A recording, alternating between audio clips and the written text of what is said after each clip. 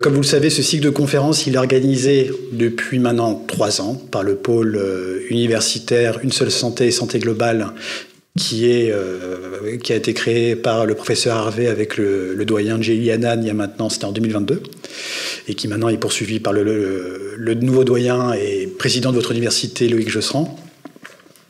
Et depuis à peu près le début, le département d'éthique de Foch en fait coordonne le cycle, évidemment pas le pôle, d'où la raison que vous soyez ici une fois sur 2, et c'est un véritable plaisir de vous accueillir ici. Aujourd'hui, la conférence, donc, comme vous pouvez le voir, je ne suis pas le professeur Christian Harvey, pour ceux qui l'ont vu la dernière fois. Celui-ci ne pouvait pas être présent aujourd'hui en raison d'un conflit d'agenda. Donc, étant son joker en tant qu'adjoint au département d'éthique de Foch, je le représente aujourd'hui. C'est un plaisir, en plus. D'autant plus que je connais bien Philippe.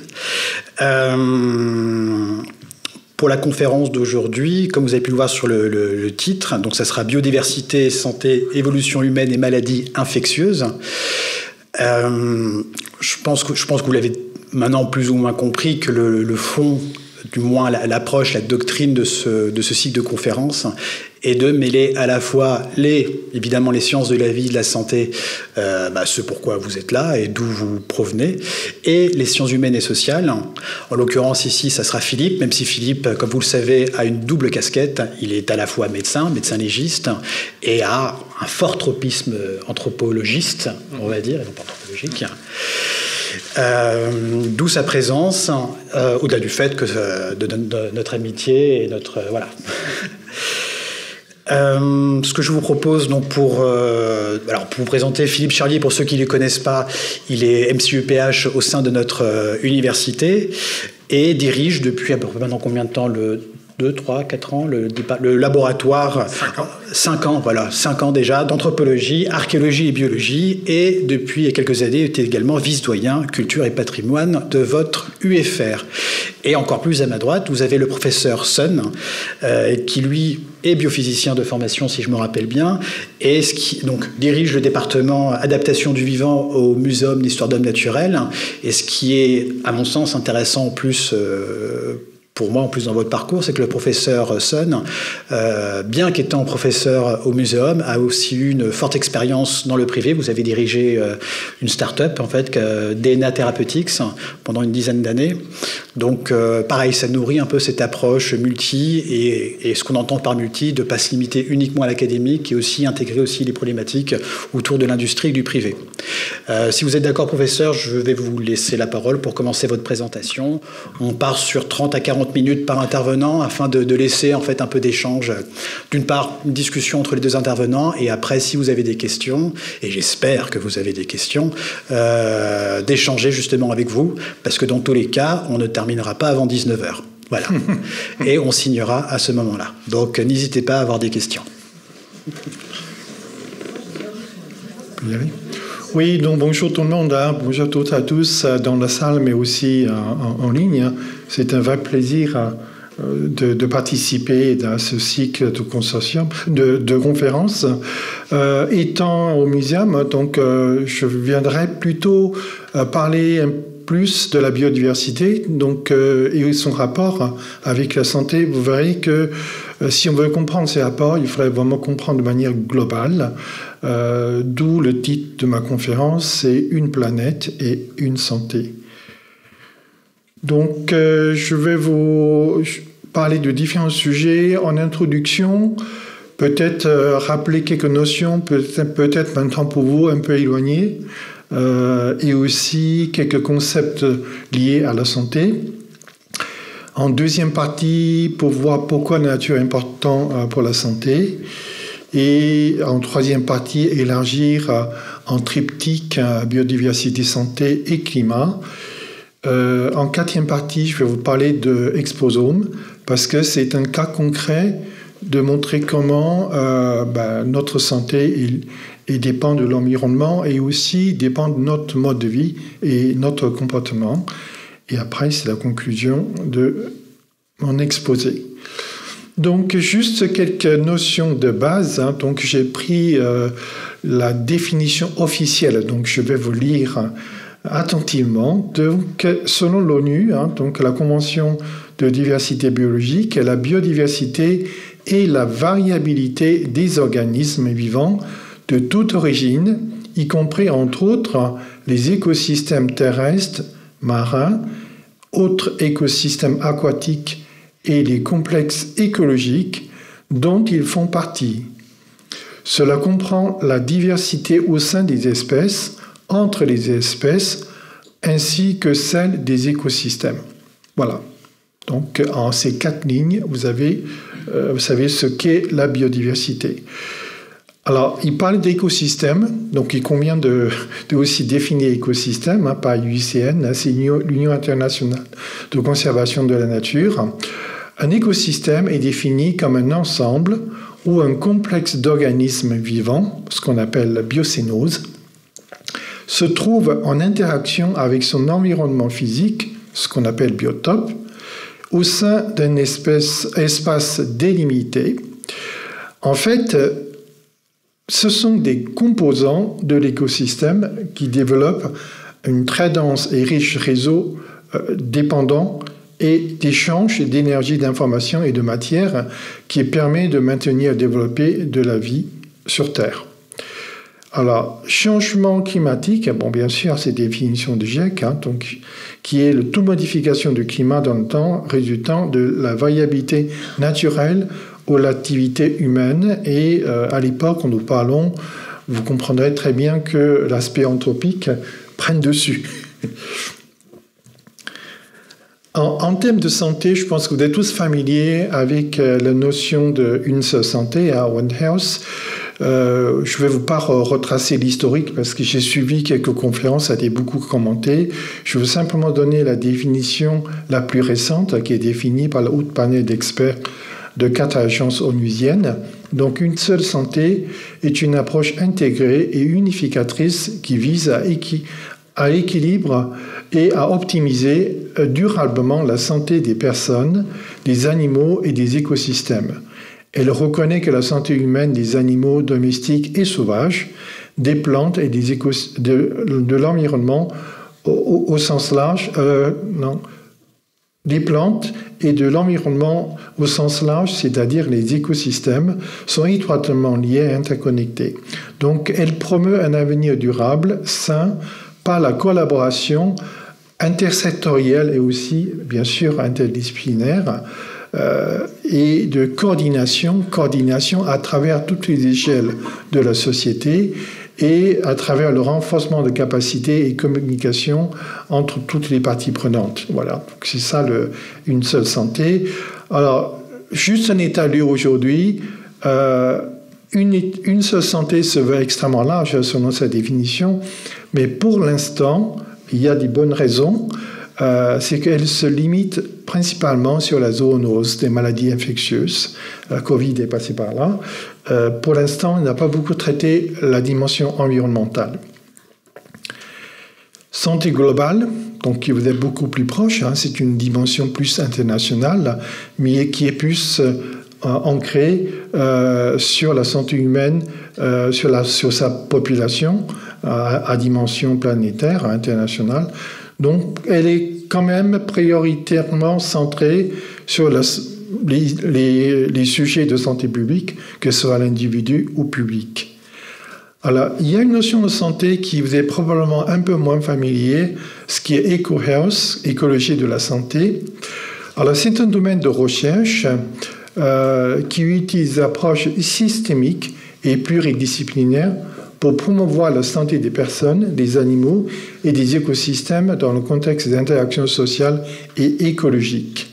Alors, pour l'instant aussi, elles sont encore trop cantonnées sur des analyses des facteurs de risque environnementaux sur la santé humaine, mais ne posent pas de démarches intégratrices dans des modèles de gestion sanitaire, même vétérinaire ou écologique.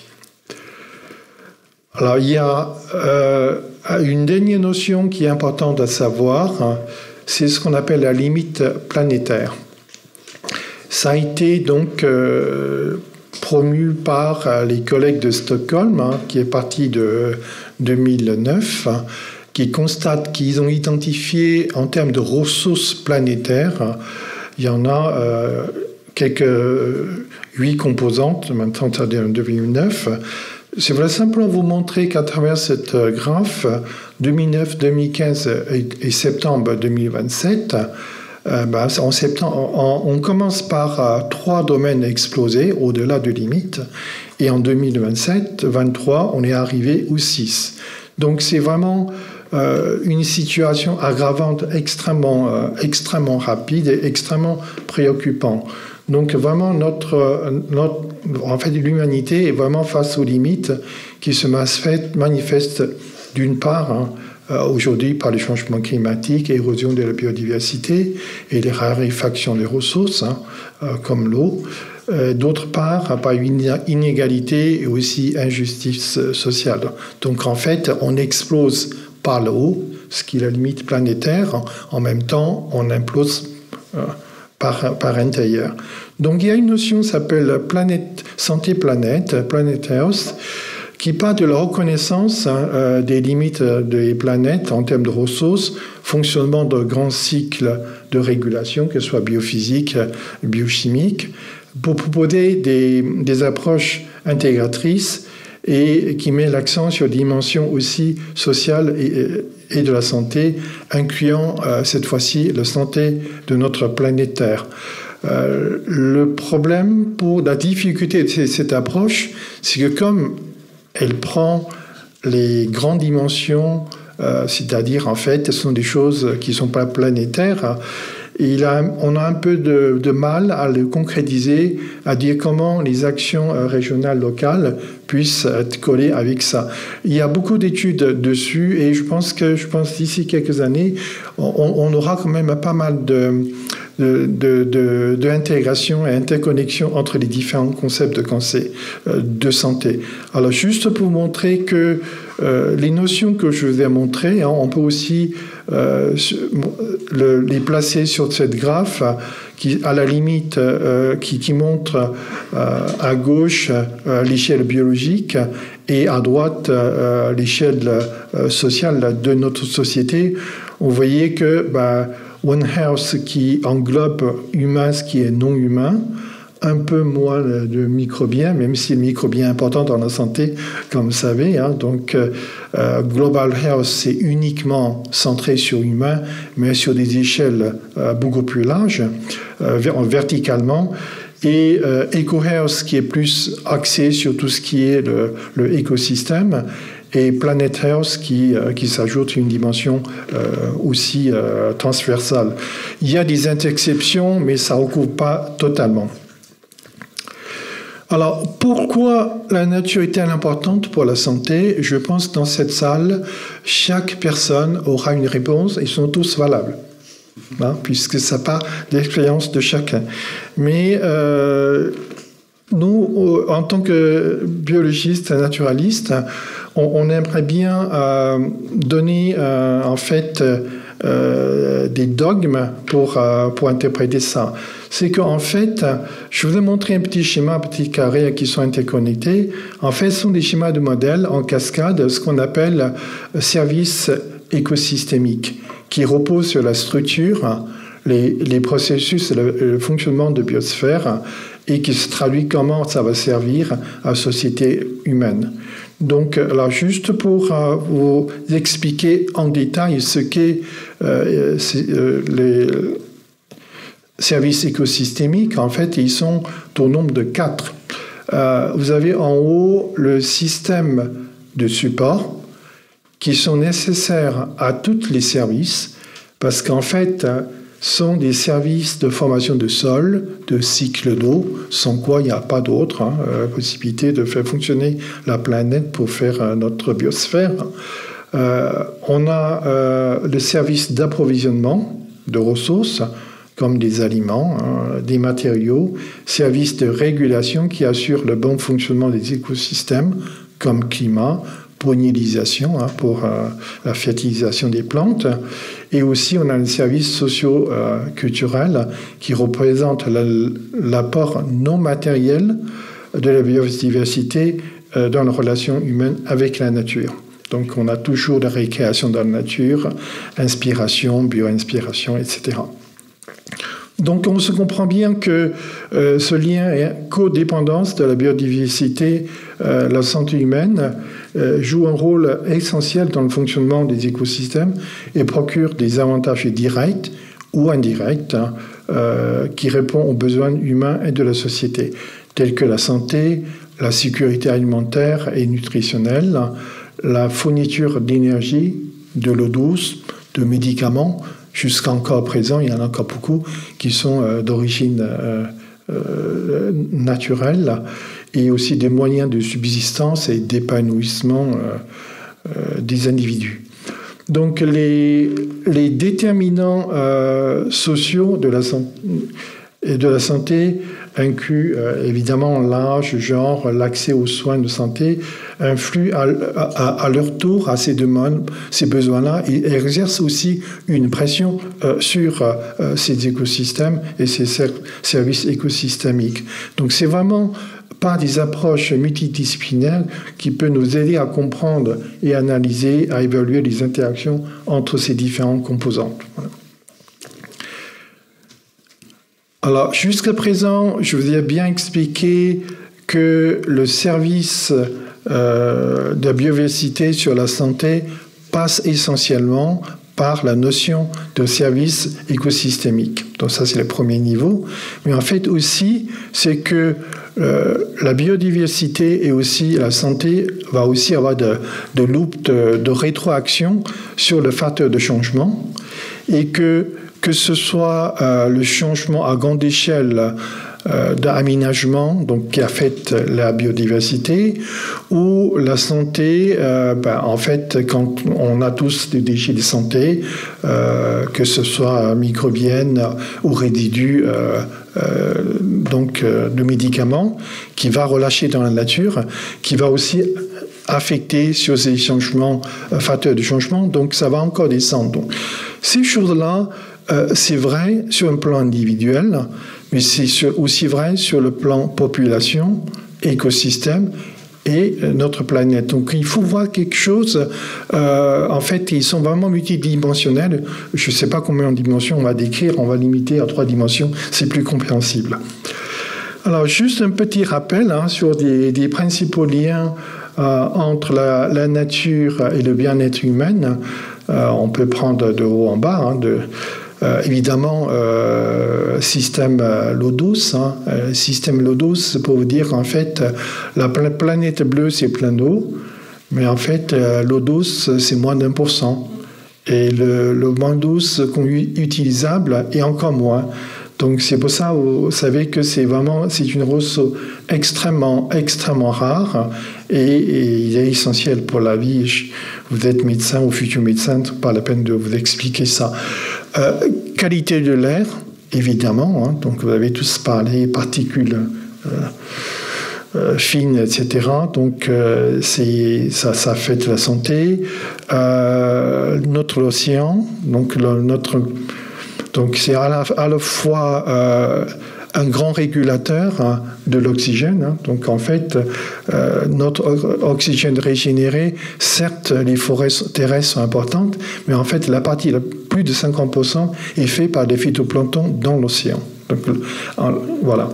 Et donc c'est très important dans la régulation de notre qualité de l'air, mais aussi dans tout ce qui est régulation de l'océan, vous verrez, ça a un gros impact sur le climat.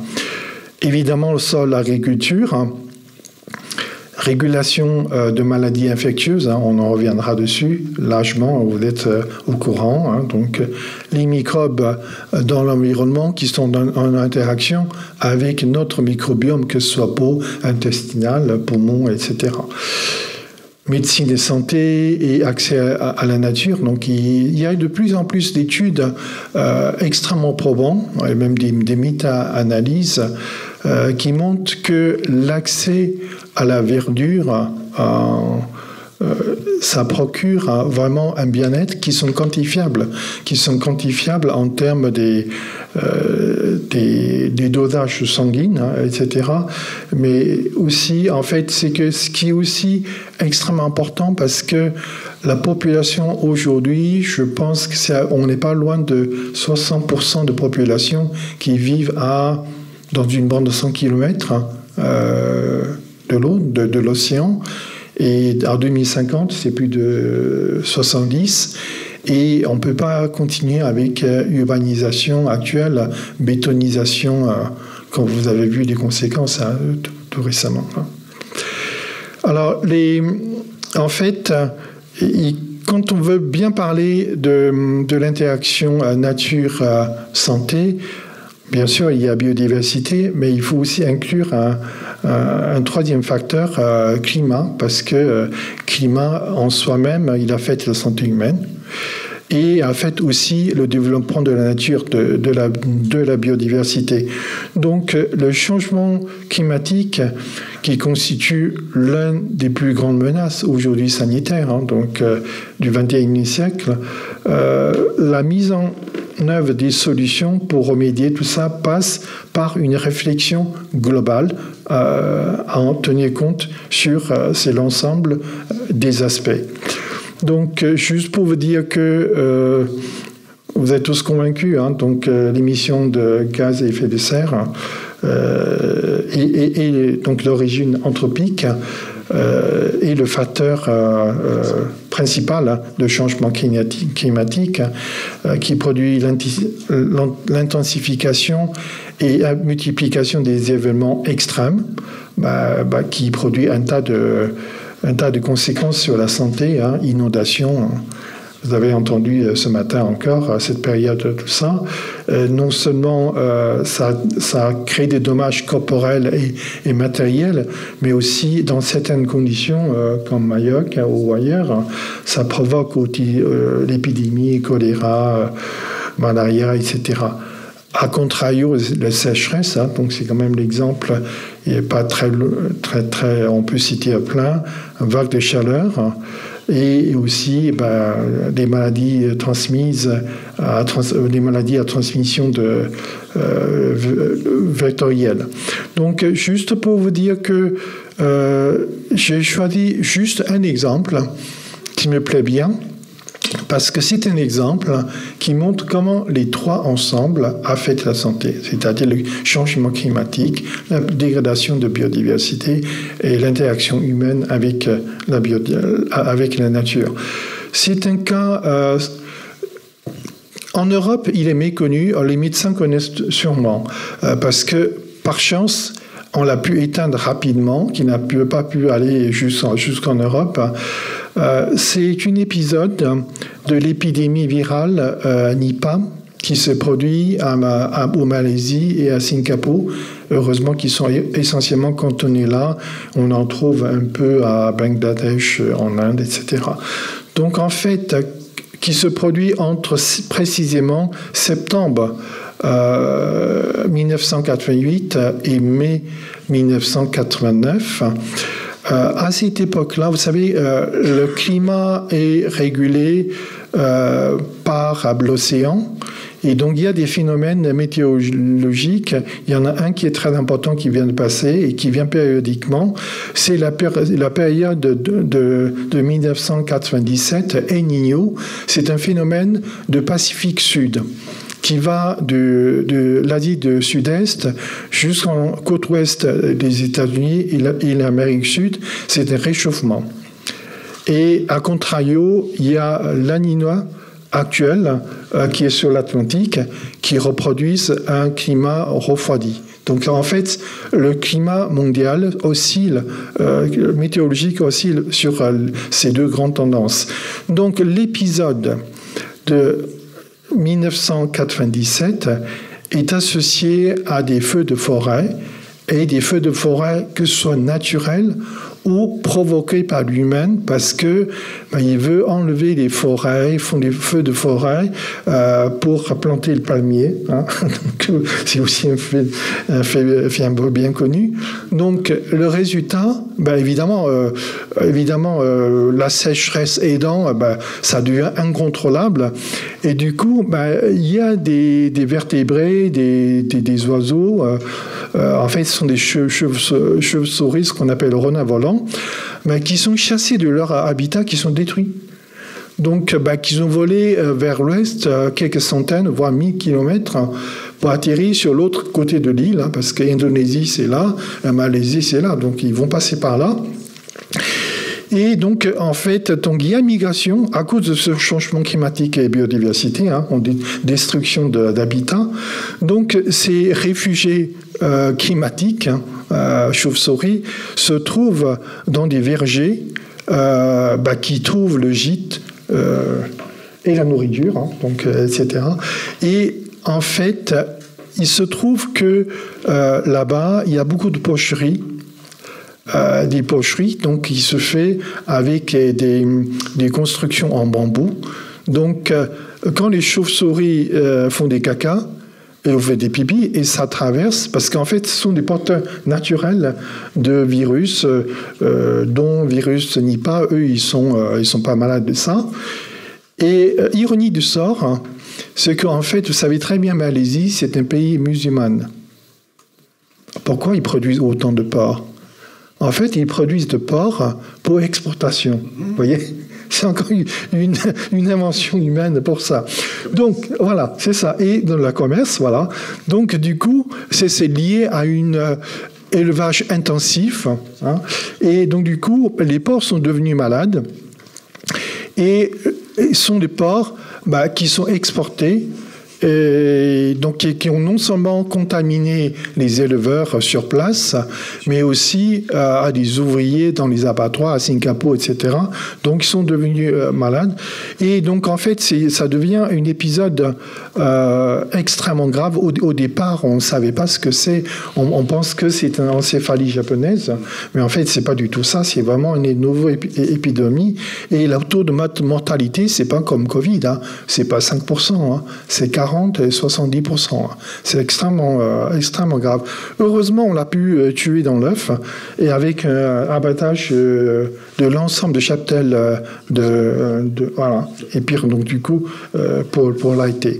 Donc, du coup, je pense qu'il y a des leçons à tirer de ça. C'est vraiment que l'émergence et la propagation de zoonoses ne dépend pas uniquement de caractéristiques de l'agent infectieux, hein, mais ça reflète aussi des équilibres ou déséquilibres, que ce soit au niveau climat ou au niveau biodiversité, santé, des déséquilibres dans le système agro-écosystème.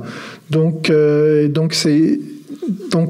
en fait, à travers ça, on peut très bien penser que c'est un cas.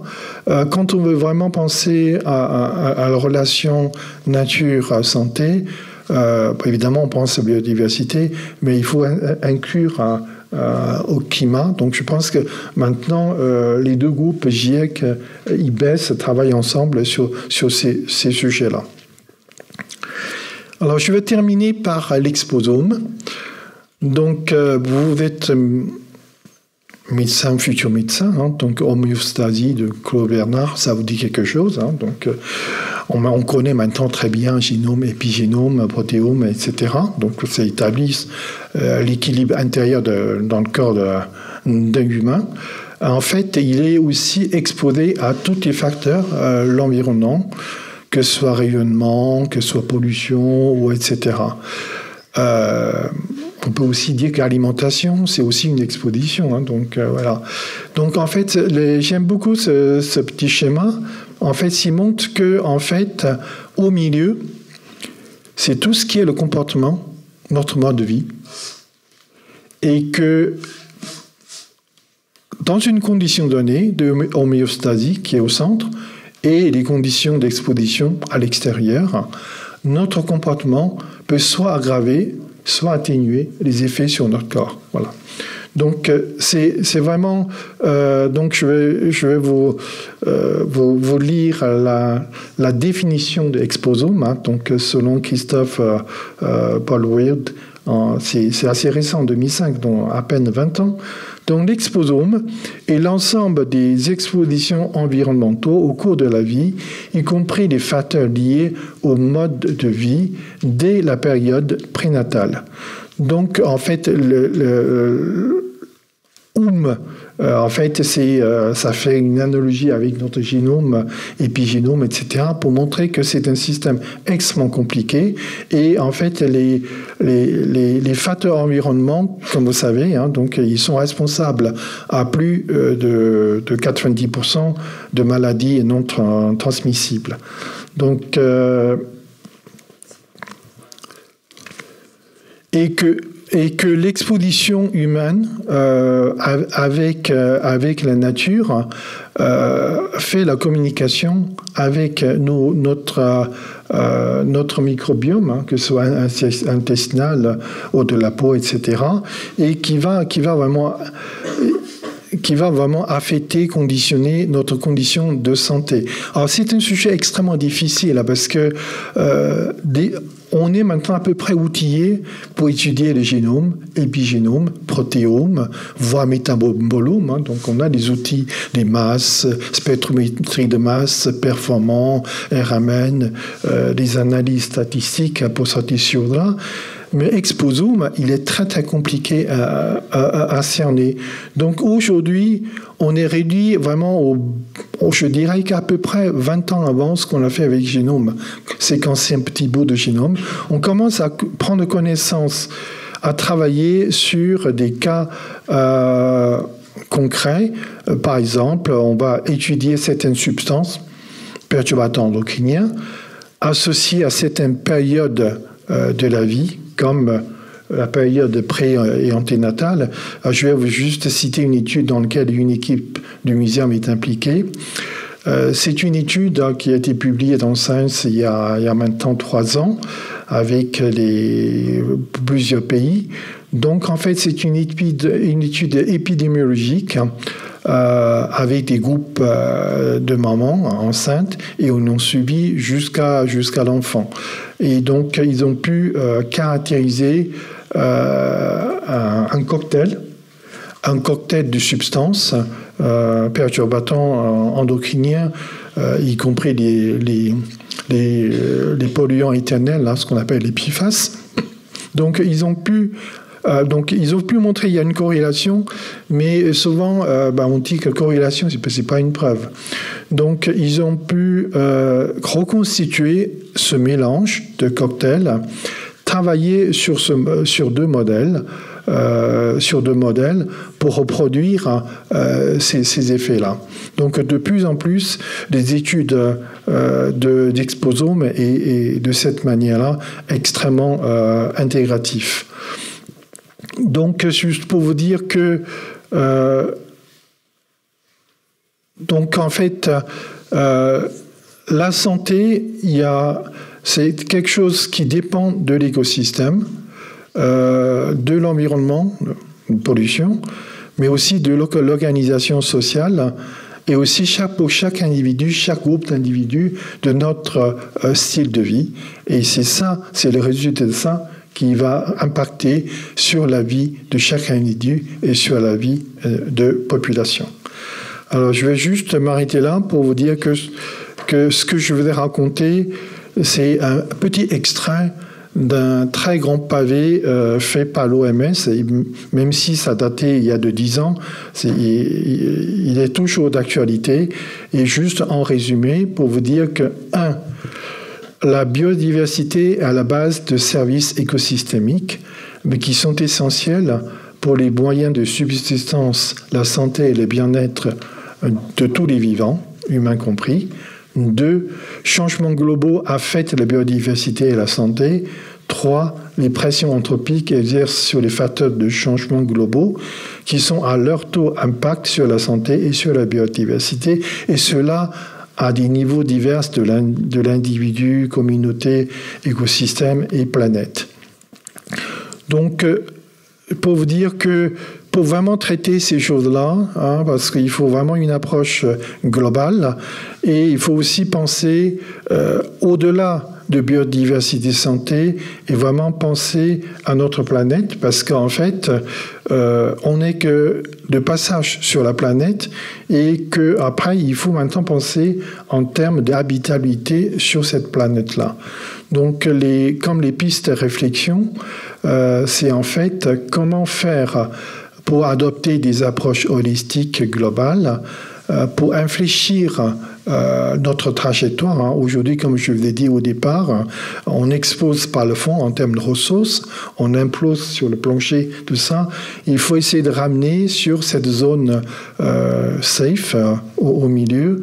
Et juste pour vous dire que j'aimerais bien que, vous savez, on quitte maintenant Holocène pour entrer sur Anthropocène, même si les termes, c'est encore discuté entre les géophysiciens, etc. Une chose est sûre, c'est qu'on ne fait rien, on va tomber assez rapidement dans des zones inconnues et assez dangereuses, non seulement pour les humains, mais pour une bonne partie du vivant. Je pense que je veux toujours être optimiste, il n'est toujours pas trop tard. Si on réagit bien, collectivement, on peut trouver des chemins sinueux, longs, etc., qui peuvent peut-être nous ramener sur des endroits où on préserve l'habitabilité sur Terre. Voilà, merci beaucoup. Merci. Donc on enchaîne avec la conférence du docteur Philippe Charlier et nous ferons les questions, les échanges à la suite de sa conférence. Bonjour. Alors, on ne se connaît pas encore. Moi, en effet, comme Corto l'a dit, je suis médecin légiste et médecin de santé publique de formation. Je suis également archéologue et anthropologue. Et le but de cette présentation, c'est tout simplement de vous initier un tout petit peu à la fois au danger. Je vais être en pure continuité avec mon prédécesseur. La dangerosité potentielle de réactiver un tout petit peu des agents infectieux du passé, tout simplement en jouant avec notre truelle ou en profitant, si on peut dire, des conséquences plutôt néfastes de ce réchauffement climatique qui était peut-être naturel au départ, mais qui a été considérablement accéléré et amplifié par la main de l'homme et notamment les développements industriels. Donc on va parler d'un concept particulier ce soir. Vous avez vu qu'on dit beaucoup de nouveaux mots et beaucoup de nouveaux concepts. Moi, je vais vous parler de paléopathologie. La paléopathologie, c'est l'étude médicale de tout ce qui est plus ancien et plus vieux que nous. Alors, pas vos grands-parents, on va vraiment beaucoup, beaucoup plus loin. Alors, on va commencer par les trous. Moi, j'adore les trous. Mais c'est normal, je suis archéologue, donc c'est un peu logique. Je suis légiste aussi, c'est normal aussi. Mais très, très sérieusement, il y a des trous assez dangereux qui sont en train de se multiplier en ce moment. Ce sont des gros orifices et dont une partie d'ailleurs est étudiée par vos collègues du Muséum national d'histoire naturelle, un petit peu partout dans le monde. Ce sont probablement des grosses bulles de méthane qui explosent dans le sous-sol, tout simplement parce qu'à cause du réchauffement climatique, la décomposition, la putréfaction de matière organique qui était avant bloquée, si on peut dire, gelée, tout simplement à cause de cet état particulier du sol qu'on appelle le pergisol ou le permafrost, et qui était congelé depuis plusieurs dizaines, voire centaines de milliers d'années. C'est un peu comme les fraises, quoi. Quand on les sort du frigidaire, au bout d'un certain temps, ça commence à sentir pas la rose. C'est la même chose, ça se décompose, ça se putréfie et ça dégage des gaz qui vont ensuite remonter, puis exploser. Et ça vous donne ça. Et puis ça vous donne ça aussi. Alors ça, c'est pas des bulles, ça c'est une zone immense à l'échelle géographique. On est en Sibérie et vous avez une érosion complète de la partie la plus superficielle de la calotte terrestre. Alors, la calotte, j'exagère avec ce terme-là, c'est quand même quelque chose qui est pas immensément épais, ça fait quand même un immeuble de 10 étages, et c'est une érosion, on va le voir un petit peu plus près, vous voyez, avec un autre angle.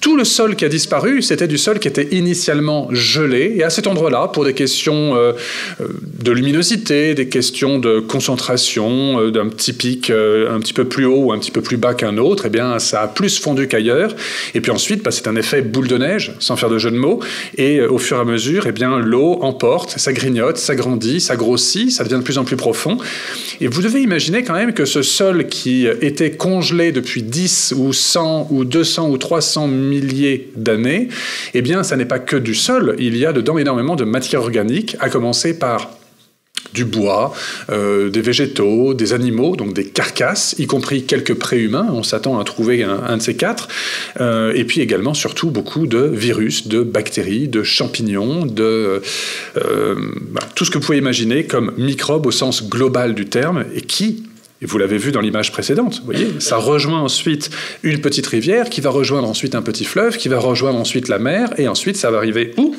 Dans nos bouteilles ou dans l'eau du robinet, plus ou moins filtrée en fonction du pays dans lequel on se trouve. Alors je vous montre juste un peu, que vous ayez une notion quand même de l'épaisseur que ça représente. Hein. Vous voyez que c'est un gneiss, c'est vraiment une terre qui est glaiseuse, grisâtre, assez particulière, très très riche en matière organique, très très bonne hein, pour faire de la culture, mais c'est vraiment pas ce qu'on lui demande, et c'était congelé depuis dizaines, vingtaines de milliers d'années, parfois plus. Vous voyez que c'est quand même assez haut. Là encore, c'est pas très très haut. Et puis, vous voyez ce sol gelé, hein, là vous avez vraiment la glace directement visible, et ça rejoint, ça forme des cours d'eau, et ensuite vous devez comprendre que ces agents infectieux ne vont pas rester en place, ils vont migrer, ils vont bouger, et ce qu'on considérait comme étant des agents infectieux qui étaient... On les croyait morts, mais en fait, ils n'étaient pas morts, ils étaient endormis. Alors, ça fait un peu zombie, je sais, c'est une excellente exposition qui est en ce moment au musée du Quai Branly, mais c'est une réalité aussi. On pourrait les appeler les virus zombies, je pense que ça serait d'ailleurs une bonne idée. Ils portent un autre nom, vous allez le voir, notamment le Pandora virus, ce qui est aussi une autre métaphore tout aussi pertinente. Et là, vous voyez une fonte de pergisol ou de permafrost qui est sur le bord même de la mer. Les agents infectieux hein, et les agents microbiens au sens global du terme, ils bougent, ils migrent et ils sont relâchés et parfois sous une forme un peu vivante. Juste pour prendre la teneur hein, de cette importance de fonte du permafrost, vous avez une fonte permanente pour tout ce qui est en violet intense et une fonte temporaire pour tout ce qui est un petit peu grisé. Vous voyez que ça descend jusqu'en Mongolie, donc on est quand même très très loin du cercle polaire arctique, et ça descend et ça touche vraiment d'une façon globale toutes ces terres gelées, et surtout ça s'accélère au fur et à mesure du temps. Alors évidemment, les microbiologistes, et notamment l'équipe de Jean-Michel Claverie, qui est à Marseille, ce n'est pas l'Institut, c'est pas l'IHU, hein, c'est une autre équipe, je tiens à préciser. Eux, ils vont assez souvent dans ces régions, ils vont récupérer également des échantillons, ils sont là pour décrire les agents infectieux. Parce que le but de leur travail, c'est de voir si les agents infectieux, principalement virus, sont identifiables. Est-ce que ce sont de nouvelles espèces ou ce sont des espèces comme celles de maintenant, mais d'une forme un peu archaïque? Et puis surtout, est-ce qu'elles sont potentiellement dangereuses pour l'homme? L'idée est évidemment d'avoir un coup d'avance, voire plusieurs coups d'avance. Si on identifie une nouvelle espèce, est-ce qu'on peut éventuellement juger sa dangerosité et si elle est dangereuse, mettre en place immédiatement des moyens de contrer, des antiviraux ou d'autres procédés de préservation de l'espèce humaine? On est dans une période qui est assez particulière. Le sol qui s'est congelé à ce moment-là, c'est le sol qui correspond à la disparition de Néandertal et l'arrivée de Cro-Magnon, pour lequel on ne sait toujours pas si c'est une fusion-disparition ou une disparition pure et simple. Vraisemblablement, c'est un mécanisme multiple. Il est tout à fait possible que la disparition d'une des deux espèces, Néandertal en l'occurrence, ait pu être d'origine infectieuse, et si c'est le cas, peut-être que ces agents infectieux, en cause dans la disparition de cette espèce, sont toujours piégés dans le permafrost et donc en train d'être relâchés en ce moment. Ça fait un peu scénario hollywoodien, ce que je vous raconte. Le seul problème, c'est que parfois, la réalité dépasse un tout petit peu la fiction, et donc il y a un vrai problème de santé publique, mais qui est aussi un problème de paléopathologie, vous l'avez compris. Donc quand on est un médecin des morts et un médecin des vieux morts, et parfois on peut aussi être utile pour les vivants, c'est-à-dire les futurs morts. C'est nous, hein. Je parle de nous, hein, bien évidemment. À un degré d'échelle plus ou moins variable en fonction de certains d'entre vous, et je ne regarde personne dans la salle. Donc, vous avez ici un exemple de quelques-uns de ces virus, hein, ces paléovirus, c'est comme ça qu'on peut les appeler, qui ont été extraits et examinés en microscopie électronique à transmission. Voilà, ils sont en excellent état de conservation. En grande partie, ils sont vides, donc c'est juste la coque glycoprotéique ou protéique seule qu'on va examiner. Et puis parfois, malheureusement, il y a encore un contenu à l'intérieur. Alors, malheureusement, parce que c'est potentiellement dangereux, jusqu'à présent, il n'y a pas d'espèce pathogène qui a été mise en évidence, en tout cas pas pour l'homme, ou pas jusqu'à preuve du contraire, mais il y a pas mal d'espèces qui ont été décrites. Regardez, juste avant le Pandora virus que je vous ai montré avant, évidemment une référence à la boîte de Pandore, Souvenez-vous, cette magnifique histoire où cette femme poussée par la curiosité, c'est toujours une femme, hein, dans l'Antiquité gréco-romaine, quand quelqu'un commet une faute, c'est toujours une femme, et dans beaucoup de civilisations aussi. En l'occurrence, cette femme poussée par la curiosité ouvre une boîte, un coffre en réalité, plutôt qu'une boîte, la traduction est mauvaise, et tous les mots du monde entier s'échappent et se répandent à la surface de la Terre, sauf une chose qui reste dans le fond, qui est l'espoir. Et donc, c'est un peu cette idée-là. On ouvre la boîte de Pandore avec ce réchauffement climatique, et tous les maux de la Terre, littéralement, tous les virus et les bactéries, les champignons, les parasites, eh bien, vont s'éparpiller. Espérons qu'on ait vraiment l'espoir. Et en l'occurrence, l'espoir, c'est Jean-Michel Clavry et le Muséum national d'histoire naturelle.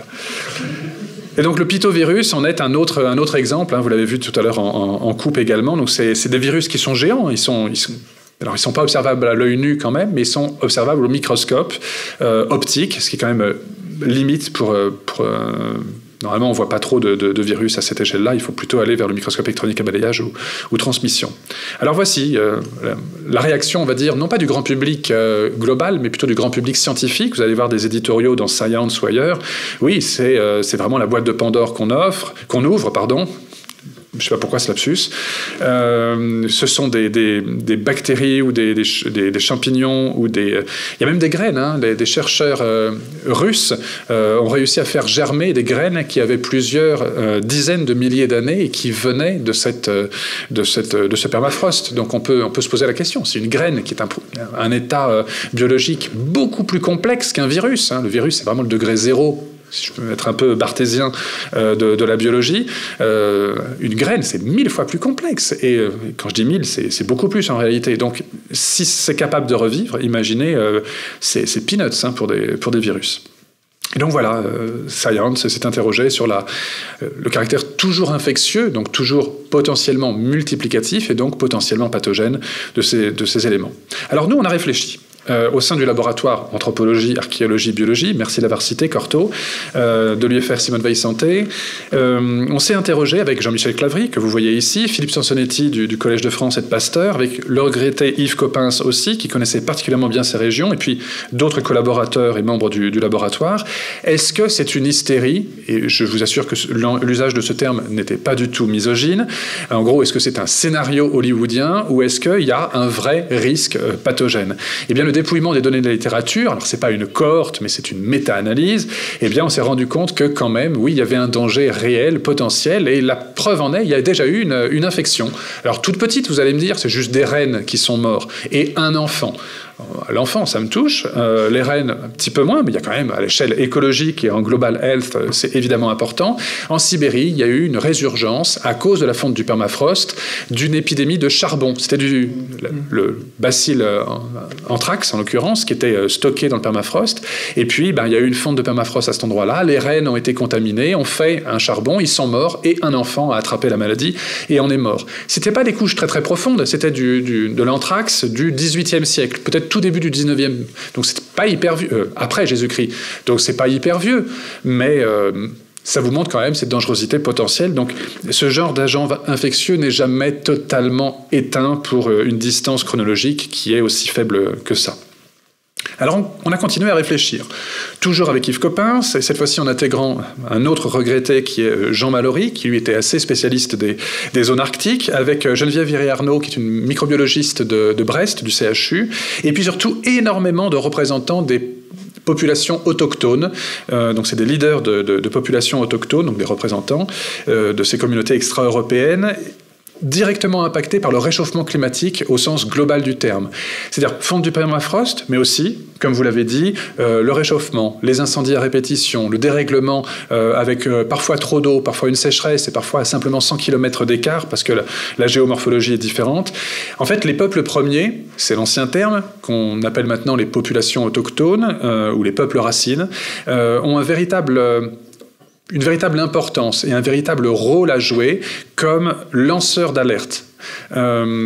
ils sont à l'endroit même où se produit de la façon la plus acutisée le réchauffement climatique. Et ce sont eux, in situ, immédiatement, regardez l'exemple de l'épidémie de Rennes, c'était vraiment chez des éleveurs nomades, eh bien c'est là qu'on se rend compte immédiatement que quelque chose est en train de se produire. Et donc nous, on a appelé l'OMS, et on a été écoutés, à mettre en place une sorte de réseau de vigilance avec des relais au sein des représentants des populations autochtones pour que eux, sitôt qu'ils dépistent quelque chose, eh bien que le secteur soit fermé, y compris sur le plan climatologique, l'accès, et que l'épidémie puisse être d'abord investiguée et surtout contenue, et puis évidemment traitée, bien sûr, et avant toute chose. Donc ils ont vraiment un rôle moteur et pivot, et surtout pour nous essentiel, comme ils l'ont souvent eu dans pas mal d'autres circonstances. Alors ce danger... il existe aussi un peu beaucoup plus près de chez nous. Alors danger ou fenêtre ouverte sur le passé.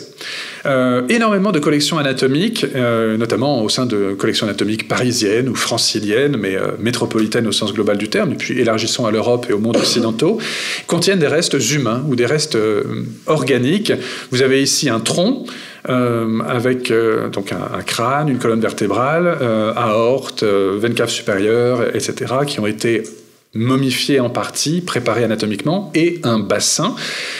Ça fourmille en fait de restes organiques de l'individu. Vous devez imaginer que dans la pulpe dentaire, dans tout ceci, il y a énormément de restes stockés, si on peut dire, immobilisés et potentiellement viables, et donc non seulement accessible à la recherche biomédicale, mais également potentiellement mobilisable si jamais une extraction est faite et une mise en solution, etc. Même chose avec les préparations et les collections anatomiques humides, comme on les appelle. Là, vous avez un tronc, à nouveau, un peu différent. C'est 2 salles, 2 ambiances. Et celui-ci, il est dans un grand bocal rempli de formol ou d'alcool. Honnêtement, sur l'image, on n'arrive pas trop à savoir. Ben, vous devez imaginer que l'ensemble, la totalité de ce qui est à l'intérieur de ça, comprend des agents infectieux. Là, en l'occurrence, si c'est de l'alcool ou si c'est du formol, c'est rendu absolument inerte et donc non potentiellement transmissible, non potentiellement dangereux, mais quand même accessible à un examen paléopathologique. Et c'est là que ça devient intéressant. C'est que si jamais on vous identifie de la peste, par exemple, sur une préparation anatomique du XVIIIe siècle, ou de la tuberculose, eh ben on est capable, nous, paléopathologistes, de vous dire si c'est la même peste ou une peste un tout petit peu différente. Et c'est ça, quand on fait une sorte de cartographie pathologique, évolutive, on est capable, avec cette multiplication de données paléopathologiques faites sur un squelette ici, sur une momie là, sur une collection anatomique, sur une préparation humide, sur un morceau de sol, sur des chiottes, je vais vous parler des chiottes juste après, eh bien on est capable de vous dire comment naissent les maladies, comment interagissent les maladies les unes avec les autres, par exemple comment la tuberculose chasse la lèpre hors de l'Empire romain vraisemblablement au 3e, 4e siècle après Jésus-Christ, pour des questions démographiques, mais également de compétition d'un agent infectieux vis-à-vis d'un autre. Et puis ensuite, comment les maladies évoluent avec l'environnement. Et puis ensuite, comment certaines maladies meurent, tout simplement. L'homme a tué la variole, par exemple. C'est un exemple parmi d'autres. Évidemment, la variole peut revenir. On peut revenir d'entre les morts. Et elle revient. Voilà. C'est pas un risque théorique. Donc, pour travailler sur tout ceci, on travaille sur des échantillons qui sont extrêmement variables. On est même capable aussi de vous parler de micro-évolution des agents infectieux. Je vous le disais, la peste ou la tuberculose du XIIIe, du XVIIIe siècle et de maintenant, c'est peut-être le même mot pour la maladie, mais c'est absolument pas les mêmes symptômes. C'est parce que nous ne sommes pas des humains du XVIIIe siècle, nous ne sommes pas des humains du XIIIe siècle, nous n'avons pas du tout la même physiologie. Je prends une machine à voyager dans le temps, je vous déplace au XVIIIe siècle, vous ne vivez pas 3 jours. Votre microbiome n'est pas adapté à l'environnement occidental du XVIIIe siècle. Vous allez faire une chiasse carabinée et vous n'allez absolument pas vous en sortir, tout simplement. Donc c'est parce que chaque individu est dans son environnement. Et voilà, pensez déjà, dans ce même siècle, quand vous voyagez à l'autre bout du monde, allez passer une semaine ou un mois en Inde, vous allez voir que à un certain moment, vous allez fréquenter les chiottes. Voilà. Imaginez au XVIIIe siècle, c'est un gap beaucoup plus important, beaucoup plus considérable, et votre microbiome cutané, respiratoire, urogénital, intestinal, tout votre microbiome n'est pas adapté, et donc c'est pour ça que les maladies ne peuvent pas être les mêmes. Et c'est un danger, en fait, en termes de publication. Quand on décrit une peste au XIIIe ou au XVIIIe siècle, ok, on l'appelle peste, parce que c'est l'agent infectieux peste. Mais cliniquement, c'est pas tout à fait la même chose. Et c'est là que ça devient intéressant, c'est qu'on arrive à définir et à décrire des micro-évolutions d'agents infectieux. C'est-à-dire qu'on voit comment la bactérie, le champignon, le virus, le parasite, va dans une direction au fur et à mesure du temps. Et, bonsoir. Et on voit comment l'agent infectieux va au fur et à mesure du temps, et du coup ça nous permet d'avoir un temps d'avance pour dans 50 ans, dans 100 ans, parce qu'on voit la direction génétique, si on peut dire, mais également sur le plan des épitopes, donc la surface de cet agent infectieux, dans quelle direction il va aller, et ça nous permet d'avoir 1 ou 2, 3 coups d'avance vers l'avenir. Et ça, on le sait notamment, je ne fais vraiment pas une fixation sur les toilettes, mais on le sait notamment en travaillant sur ce genre d'artefacts, qui pour nous est un Graal absolu. Vous avez ici des excréments humains qui sont d'époque étrusque, donc on est aux alentours du 4e, 3e siècle avant Jésus-Christ. Mais pour nous, mais ça c'est vous, voilà, c'est Noël, parce que vous avez le régime alimentaire de l'individu. Non mais on est vraiment au Global Health quand on travaille là-dessus, parce que vous avez le régime alimentaire de l'individu. Vous avez tous les polluants éventuels auxquels il a pu être confronté, parce que ce qui rentre par la bouche est en partie absorbé par votre corps, mais tout n'est pas absorbé et une partie ressort.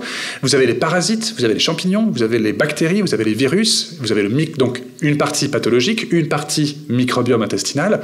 C'est le bonheur. Vous avez vraiment une grande partie à la fois de l'environnement de l'individu. Vous avez en plus tous les pollens, parce que vous avez le nez bouché, donc vous respirez par la bouche. Les pollens, je peux vous dire, ils ne sont pas absorbés par votre muqueuse intestinale, donc vous allez les retrouver à l'autre bout. Donc vous pouvez même dire, là, en regardant ces excréments, que quelqu'un lui a offert un bouquet de fleurs, j'exagère, je caricature, mais vous avez en tout cas toute la palynologie, donc tout l'environnement de l'individu qui est stocké et en partie calcifié à l'intérieur des excréments. Donc c'est une bulle, en fait, c'est un voyage dans le temps. Voilà. Je pense que vous ne reverrez plus les excréments anciens de la même façon maintenant.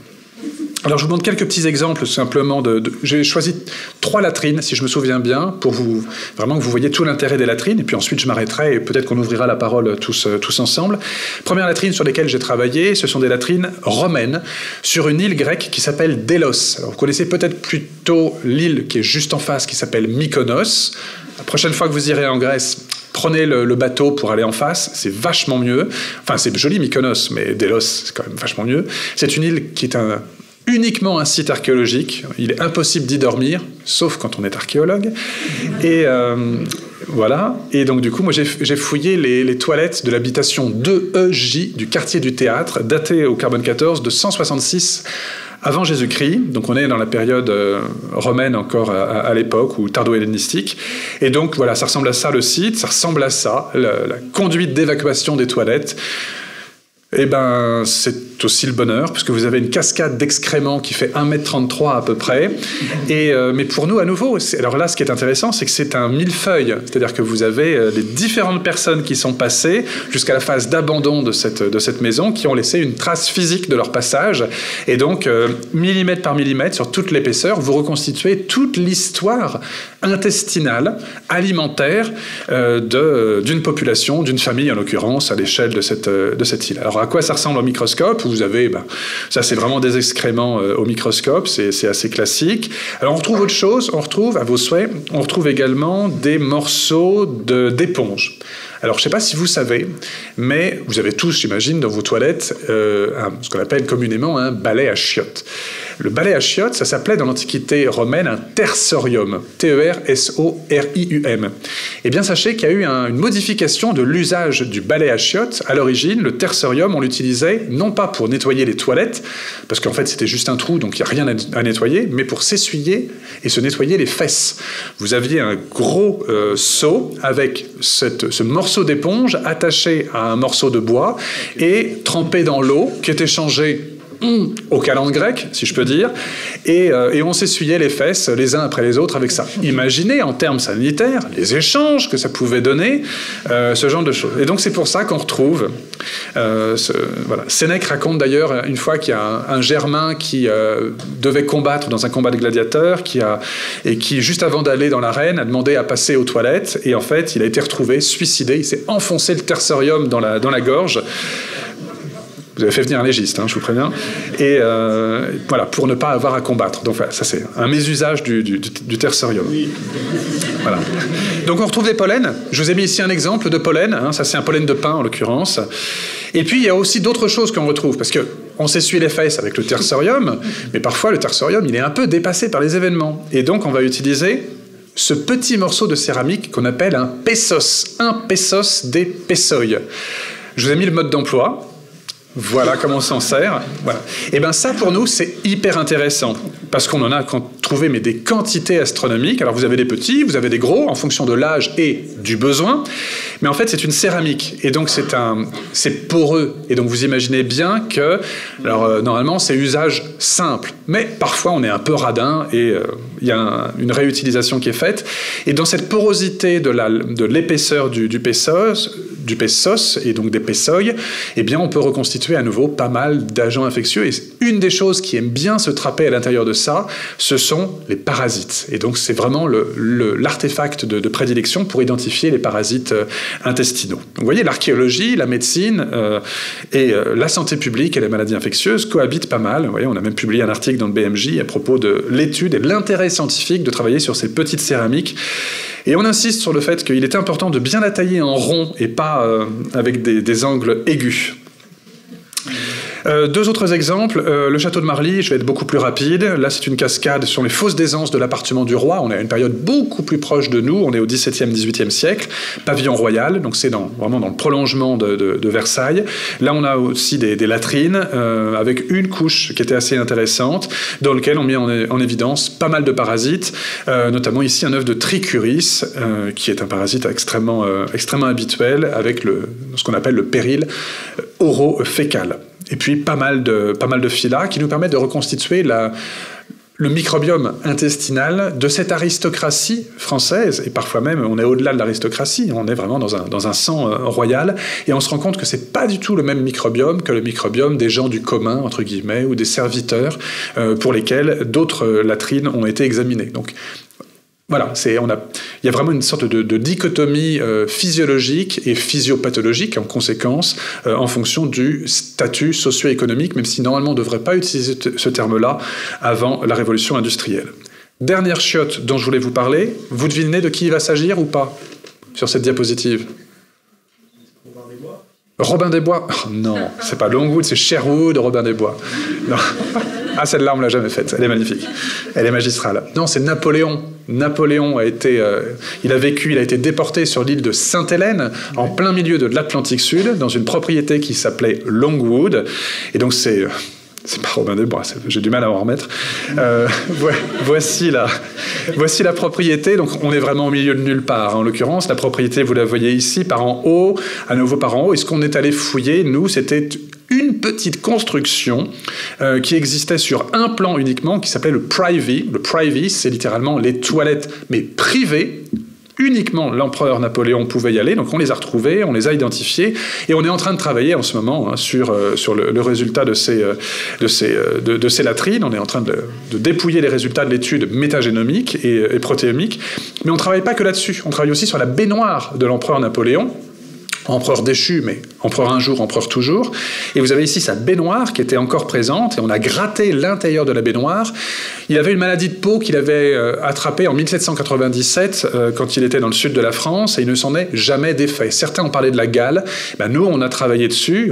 On vient de publier les résultats de cette étude à l'Académie nationale de pharmacie. Et en fait, c'était une maladie qui était une co-infection bactérienne et champignons, tout simplement, et en effet, il ne s'en est jamais défait parce que, eh bien, c'était en équilibre, si on peut dire, avec son microbiome dermatologique, son microbiome cutané, et puis il prenait des médicaments pour essayer de soigner ça, notamment un petit peu de mercure, un petit peu de cuivre également, mais le mercure, c'est habituel, hein, c'est plutôt pour les maladies d'origine sexuelle, en l'occurrence, mais il a dû croire qu'il avait attrapé ça, peut-être, dans des circonstances un peu plus horizontales.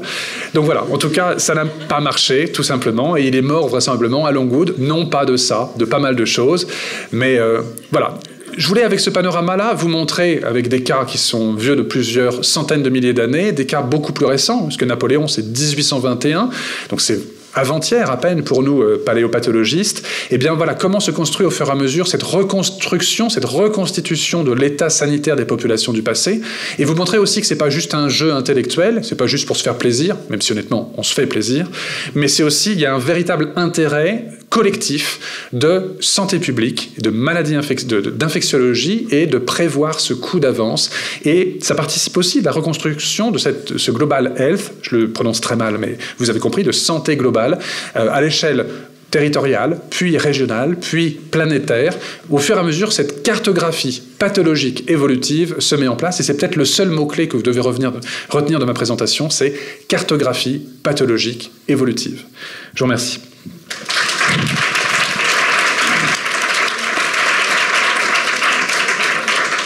Merci beaucoup, Philippe. La fin était passionnante. Le début aussi, j'espère. Avant d'enchaîner avec les questions de la salle, moi j'avais... Alors, de toute façon, vous allez aussi échanger ensemble, mais moi j'avais justement 2 questions, et pour revenir un peu sur le côté aussi, là c'est le côté un peu éthique. Et ça rejoint, vous vous rappelez à la conférence qu'on avait faite et la question que j'avais posée à Robert Barouki sur la question d'acceptation. Et c'est vrai que moi, c'est vraiment une question qui me taraude beaucoup, et plus j'entends justement de conférences comme ce que vous venez de faire en fait sur la question de la santé environnementale et la santé animale, etc., plus je me pose la question de... ou plutôt, je me rends compte que la vérité scientifique, en fait, n'apporte pas en fait aux politiques et à la société. Je m'explique. Et je trouve qu'on a un exemple assez criant actuellement aux États-Unis avec l'élection, avec la réélection de Donald Trump sur un programme ouvertement, enfin plus ou moins ouvertement climato-sceptique, et avec une adhésion populaire globalement, oui, plutôt sur ce programme-là. Et personnellement, moi, je trouve ça terrible, hein, c'est pas là la question.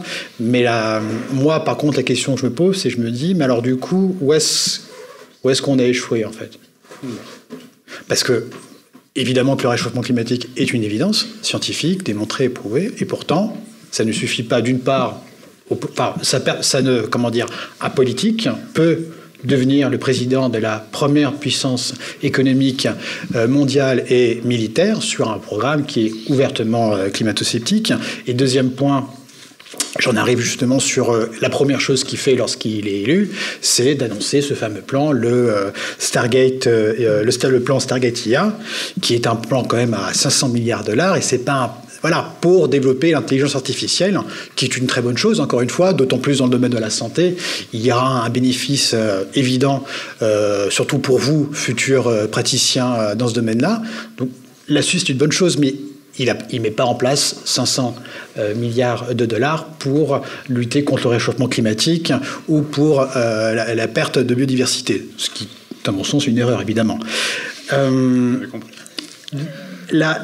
D'où ma question, en fait, c'est que comment vous, en tant que scientifique, si on fait ensemble ce constat-là, vous vous posez en fait comme question, parce que, ok, très bien, je produis de la connaissance, je produis de la vérité, de par mes travaux en laboratoire ou mes observations de terrain, mais je me rends compte de fait que ça ne suffit pas ou ça ne suffit plus pour qu'il y ait, d'une part, une adhésion sociale, parce que de fait, même si les gens tiennent un discours pour ou contre, en pratique, est-ce que vraiment tout montrer, etc., ça je ne suis pas forcément certain. Je pense qu'il y a des études là-dessus d'ailleurs qui pourraient être intéressantes et qui doivent déjà exister. Mais la problématique derrière, c'est même le politique qui se détourne maintenant, au niveau de l'Europe, etc. et tout. Comment vous vous placez par rapport à ça ? Je sais que c'est une question difficile, mais comme ça permet de recentrer à la fois sur les problématiques éthiques et en même temps sur la question environnementale et au travers justement les problématiques infectieuses. Alors sur le plan anthropologique et archéologique,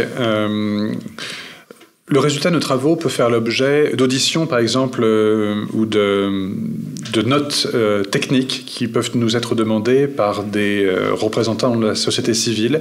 J'entends par là ministère de l'Enseignement supérieur et de la Recherche, sénateur ou député. Je parle en ce qui me concerne et ce qui concerne mon département et mon laboratoire, devrais-je dire plutôt, à l'UFR Simone Veil Santé. Donc nos travaux sont lus, c'est une bonne chose, par des scientifiques, ça c'est un peu élémentaire, mais également ils sont vécus comme d'importance et donc potentiellement critiques au au sens de amenant à une modification de comportement et de prise en charge de l'autre, vraiment le sens initial, par les politiques. Et donc ça, c'est très bien. Maintenant, sur le positionnement américain, et en l'occurrence le positionnement de Donald Trump a bien dit que de toute façon, il était le président des États-Unis et que son travail était uniquement pour les États-Unis. Il n'est pas là pour sauver le monde, il est là pour sauver les États-Unis. Il y a aussi un autre geste qu'on peut considérer comme dramatique, qu'il a réalisé il y a quelques jours. Il a sorti les États-Unis d'Amérique de l'OMS. Ça aussi, c'est un geste fort en considérant qu'il ne faisait plus confiance à titre personnel à l'OMS, à commencer par les positions lors de la pandémie de Covid-19. La question principale qu'on peut se poser, c'est, pour lutter contre le réchauffement climatique, est-ce que le reste du monde, libre, entre guillemets, peut se passer des États-Unis d'Amérique? Ou est-ce que l'importance en termes de pollution et donc du coup de conséquences environnementales des États-Unis est tellement forte que s'ils ne rentrent pas dans ce plan de sauvegarde de l'environnement, eh bien la planète est fichue? C'est à mon avis ça la principale question. Là, c'est clair que pour les 5 prochaines années, il ne faudra pas compter sur les États-Unis. Mais le problème, c'est que les actions de Trump et de son équipe et de ceux qui sont derrière lui risquent de dépasser largement en conséquence les 5 années de sa... Les 4 années, pardon. Les 4 années, excuse-moi. Et les 4 années... 5, c'est chez nous. C'est déjà un an de gagné. Exactement. Les 4 années de sa présence politique. Je ne fais pas de politique à nouveau. Je suis purement factuel sur un état de fait vis-à-vis de l'environnement global et tu n'arriveras pas à savoir si je suis pro-Trump ou anti-Trump, même si tu le devines. Non, surtout qu'en plus, je pense que c'est important de dépasser les postures si politiques là-dessus. Évidemment, la problématique, c'est pas savoir, surtout que nous, c'est pas ce qui nous concerne. Moi, ce qui me pose comme question, c'est savoir comment en fait on récupère en fait après derrière ce qui s'est passé. Moi, c'est pas tant au niveau du politique, et du coup après j'enchaînerai aussi avec vous. C'est plus au niveau de la société. Parce que et d'ailleurs c'est pas que Trump, je veux dire de manière générale en Occident, là depuis à peu près une petite dizaine d'années, ça s'est accéléré avec la Covid-19 et avec tous les problèmes économiques, on a quand même des partis politiques qui arrivent au pouvoir avec un positionnement par rapport à la vaccination, typiquement. Je veux dire, moi en plus, qui est une thématique, comme vous savez, que j'ai quand même pas mal travaillé ces dernières années, avec un positionnement au mieux ambigu, au pire, franchement, pas ambigu, et avec des adhésions. Oui, mais ça, c'est du poujadisme. Enfin, excuse-moi, c'est du poujadisme. Enfin, ça ne me parle pas forcément. Du populisme, si vous préférez. Voilà, il faut satisfaire à une partie. Et vous avez le droit de l'être, ça ne me choque vraiment pas. Mais il faut satisfaire aussi à une partie de la population. En fait, quand tu es membre d'un parti politique, tu choisis à quelle partie de la population tu veux plaire le plus. Et tu choisis des arguments pour flatter et pour récupérer les voix de cette partie de la population. Oui, il y a une grande partie de la politique qui est du théâtre, tout simplement. Et donc, tu choisis quelle pièce tu veux jouer pour plaire à ton public.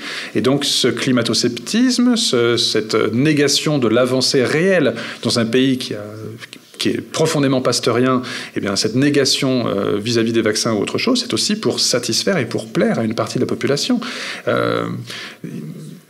Toute la politique n'est pas... pour l'utilité et pour le bien commun. Malheureusement, il y a une grande partie c'est une pièce de théâtre qui se joue. Professeur Sartre, vous voulez... Je pense que je m'adhère beaucoup à vos propos.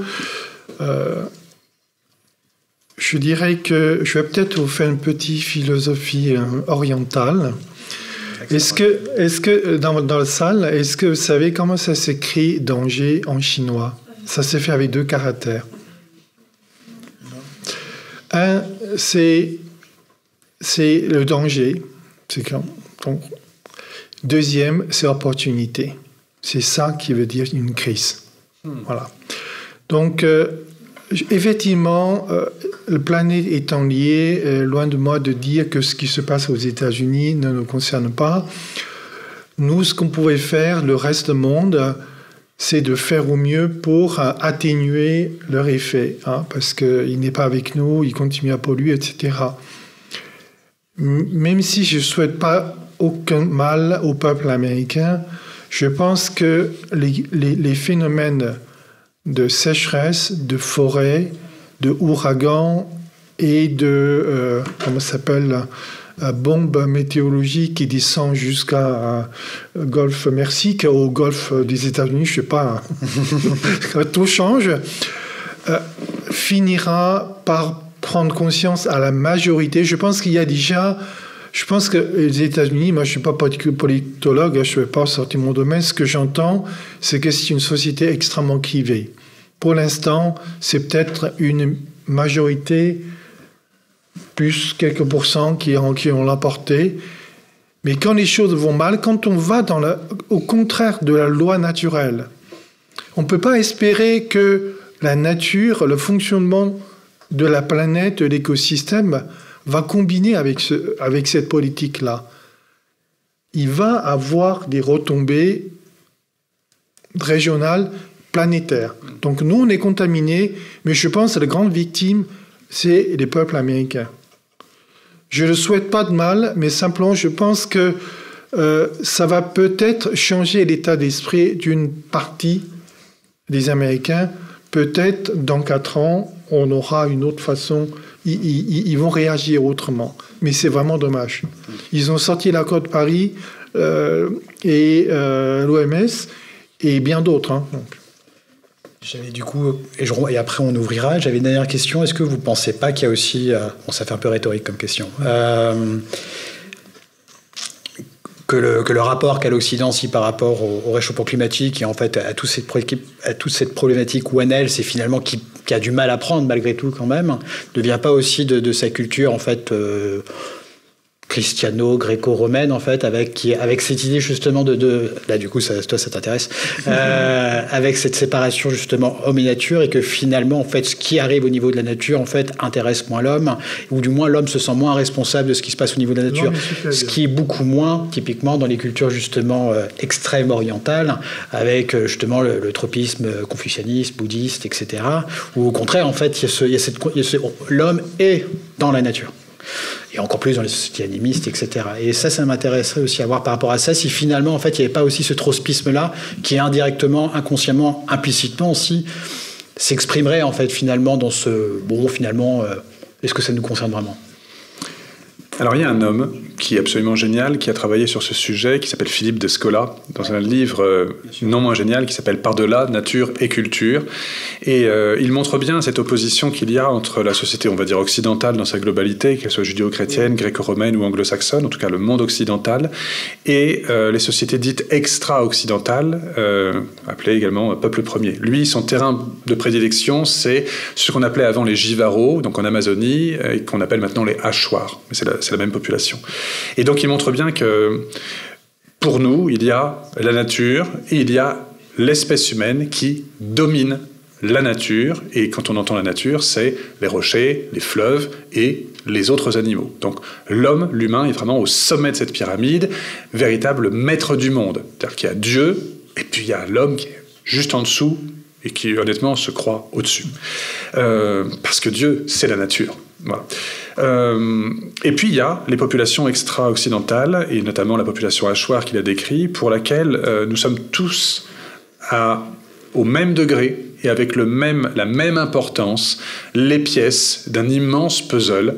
C'est-à-dire qu'entre la pierre qui est devant nous, l'oiseau qui vole au-dessus et le vent qui souffle, nous sommes juste la même chose, mais avec des regards différents, des sensations, des perceptions différentes. Vous comprenez que c'est une vision qui me plaît beaucoup plus, et je ne dis pas ça parce que j'ai été initié au vaudou il y a 18 ans, mais parce que vraiment, vous rigolez, mais c'est vrai, mais c'est quelque chose qui, évidemment, à titre personnel et anthropologique, me parle beaucoup plus. Et je pense que c'est de là aussi, comme vous le dites tous les deux, et toi en l'occurrence Corto, c'est de là que vient une incompréhension d'abord mutuelle entre ces différents peuples, entre notre rapport entre l'homme et l'environnement. Et en fait, quand on se croit au-dessus de l'environnement, on ne le respecte plus. On construit des usines, on détourne des cours d'eau, on défait complètement tout ce que la nature avait mis des milliers ou centaines de milliers d'années à construire, parce qu'on s'estime soi-même le maître du monde, du temps et de la nature. Donc, certains peuples, certaines cultures, certaines populations, on appelle ethnies également, ont beaucoup plus à nous apprendre sur notre véritable positionnement et l'humilité théorique qu'on devrait avoir. Et voilà. Et tu parlais, vous parliez, excusez-moi, vous parliez justement de cette sagesse chinoise que nous donne l'appariement des caractères, des idéogrammes en l'occurrence. Et c'est vrai que ça va assez en écho avec la pensée d'Yves Coppens, que je vais vous dire juste après, avec qui j'ai eu le bonheur de collaborer quelques années. On a le danger et on a l'opportunité à côté. Et en fait, c'est quasiment alchimique. Il faut transformer le plomb en or. Quelque chose va se passer. Au sens grec, une catastrophe. La catastrophe, qu'est-ce que ça veut dire? Ça ne veut pas dire ça va être l'horreur. Catastrophe, le sens même du mot catastrophe, ça veut dire rupture, simplement. C'est-à-dire, il va se passer un truc, on va en prendre plein la gueule, c'est clair. Mais ensuite, il peut arriver de ce cassage de gueule caractérisé quelque chose de plutôt positif. Voilà. Et donc, il faut parfois transformer le plomb en or. Oui, on va prendre cher avec le réchauffement climatique. Il va y avoir des morts, il va y avoir des réfugiés, non plus politiques, non plus religieux, mais climatologiques, qui commencent déjà à arriver dans le sous-continent indien, dans les îles d'Océanie, etc. Mais en effet, et c'est ce que disait Yves Coppens, finalement je retombe sur mes pattes comme un chat, Yves Coppens disait « L'homme, la caractéristique de l'homme, c'est qu'à chaque fois qu'on a eu des crises, crises climatologiques, les guerres, des problèmes de surpopulation, des épidémies qui surviennent, l'homme survit toujours. L'homme trouve toujours la solution grâce à Métis, l'intelligence, il trouve toujours la solution par une adaptabilité qui peut être biologique ou par son cortex cérébral qui lui donne la solution pour s'en sortir. Et donc voilà, on a... C'est intéressant d'avoir... Parce que je sais qu'Yves Coppens avait ce positionnement-là. Il n'était pas climato-sceptique du tout. Justement, je voulais préciser là-dessus parce que certains lui ont un peu... il y a eu des petites polémiques par rapport à ça. Je ne pense pas qu'il l'était en tout cas. Ah non, moi j'y crois pas du tout non plus, pas du tout. Pour aussi avoir... J'aimais bien Yves Coppens. Vous y croyez, vous, en tant que professeur au muséum, et en plus côtoyant justement tous ces chercheurs sur l'évolution, etc. Vous y croyez à cette capacité d'adaptation qu'on pourrait avoir si la catastrophe avait lieu? Après, il faut s'entendre qu'est-ce que c'est la catastrophe. Voilà, je pense qu'en fait, on est plein sur adaptation, parce que l'évolution, ça vient de adaptation ou maladaptation. Ouais. Voilà.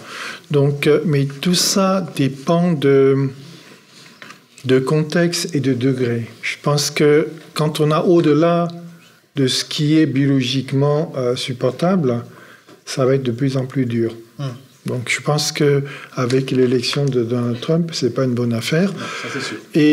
Mais ceci dit, je pense qu'il faut pas dire que foutu pour foutu. Oui, je pense pas. Moi, je côtoie des océanographes, etc. Vous avez probablement entendu parler que c'est relativement récent qui est confirmé. Parce qu'en fait, si vous regardez un peu les courants océaniques, en fait, c'est des courants qui passent de l'océan à l'océan. L'eau en surface, il est chaude, il est moins salé, et l'eau profonde, il est plus froid, plus salé. Donc, il y a des conversions thermiques océanographiques qui tournent, etc. Et qui semblent... On ne sait pas quelle est la conséquence. Il y a un grand courant, je ne sais pas comment ça s'énonce, c'est la conversion atlantique, qui part des Antilles et qui remonte la côte américaine, qui va jusqu'au nord, qui replonge. Voilà, c'est un truc océanique, je ne sais pas le nom.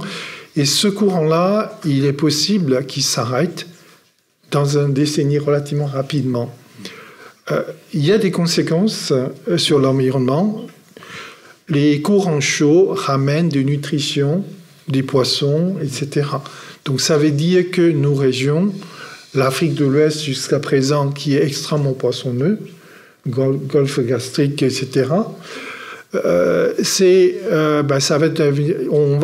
les pêcheurs vont avoir beaucoup de problèmes, mais de l'autre côté, ça va refroidir le climat. Donc peut-être l'Europe va échapper à une surchauffe climatique, mais il y a d'autres continents, en Asie, Inde, etc., ils vont en prendre plein la gueule, quoi.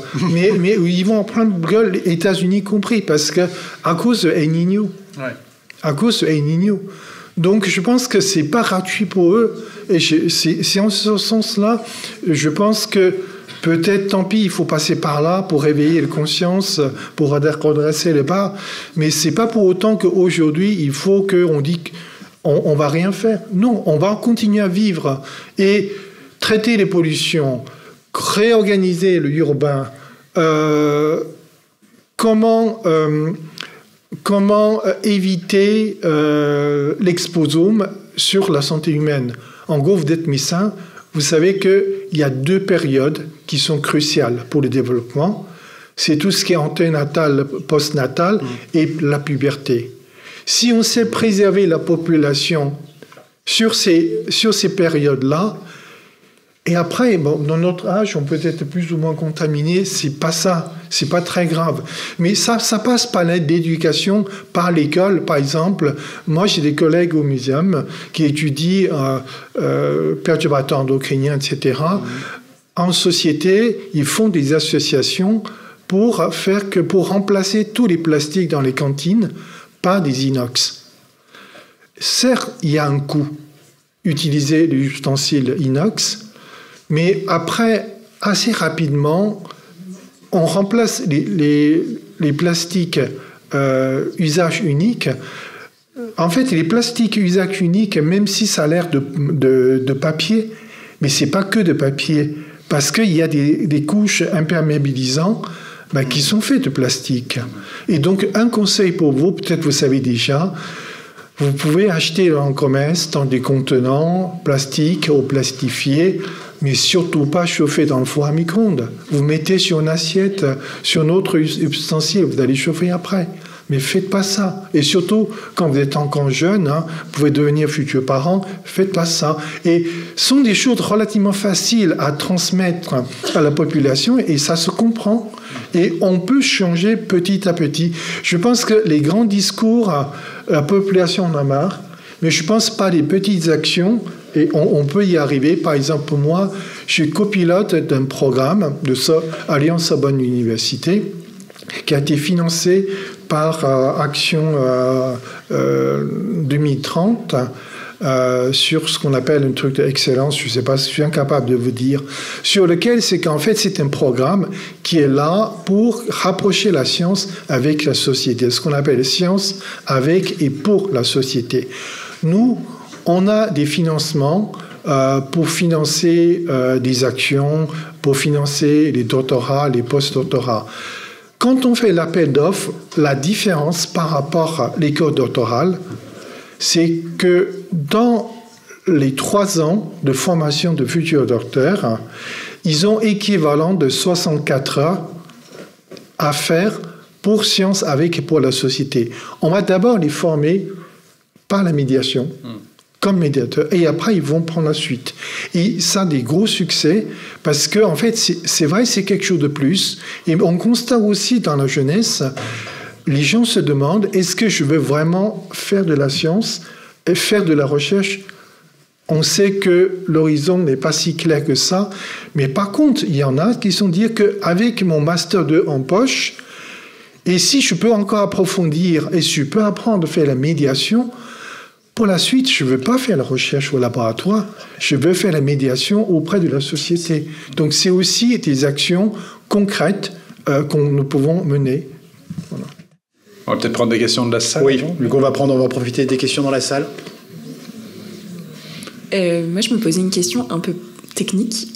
Comment vous faites pour dater un virus? On part du principe que ça a l'âge du sol dans lequel on l'a trouvé, ou il y a des techniques? En fait, pour dater un virus, on ne date pas le virus en lui-même, mais la couche stratigraphique dans laquelle il se trouve. Et il faut qu'il n'y ait pas juste un virus dans cette couche, mais vraiment qu'il soit présent en grande quantité pour en soit sûr que ça n'est pas une pollution ou un virus qui s'est retrouvé là, attrapé par une percolation ou par des mouvements d'eau à l'intérieur de ces couches. Donc il faut vraiment qu'il soit présent en grande quantité et qu'on soit vraiment certain de la datation. Et les techniques de datation peuvent être assez souvent du carbone 14 ou du thorium ou autre chose. Donc on a des techniques assez fines pour ça. Ok, merci.